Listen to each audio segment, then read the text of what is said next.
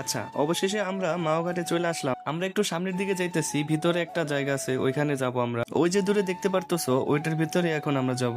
ভিতরে ঢুকেই সামনে দেখতে পাইলাম একটা স্লাইডার। দিনের বেলা আসলে হয়তো এখানে অনেক বাচ্চা দেখতে পারতাম। তো আমাদের এখানে আসতে আসতে প্রায় একটার বেশি বাজে গেছিল। তো তারপর আমরা দোকানের সামনে আমাদের বাইকগুলো পার্কিং করে আমরা ঘোরাঘুরি করতেছিলাম। আর এখানকার সবগুলা হোটেলের মধ্যে এই হোটেলটা কেন জানি আমার চোখে একটু বেশি সুন্দর লাগলো। হয়তো অন্যান্য হোটেলের থেকে এই হোটেলের ডেকোরেশনটা একটু অন্যরকম ছিল। আর দেখতেই পারতেছো মাছগুলো এই দোকানের সামনে বরফ দিয়ে সাজায় রাখছে। আর বাইকে ওঠার পর হেলমেট মাথায় দিলে আমার একটাই সমস্যা, চুলগুলো লেপটে যায়। আর এই চুল ঠিক করতে করতে আমার 10-20 মিনিট চলে যায়। তো তারপর আমরা আশেপাশের হোটেলগুলো সামনে দিয়ে ঘোরাঘুরি করতেছিলাম আর মাছগুলো দেখতেছিলাম। এখানে আসার পর অনেক ধরনের মাছ দেখতে পারতেছি যা এর আগে কখনোই দেখি নাই। আর এখানকার কিছু কিছু মাছের আমি নামও জানি না। আর ওই দূরে দেখতে পারতেছো একটা বড় পাঙ্গাস মাছ, 6-7 কেজি তো হবে। তো আমরা ঘোরাঘুরি করতে থাকি। তোমরা আরো মিনি ব্লগের জন্য আমার চ্যানেলটি সাবস্ক্রাইব করো। টাটা।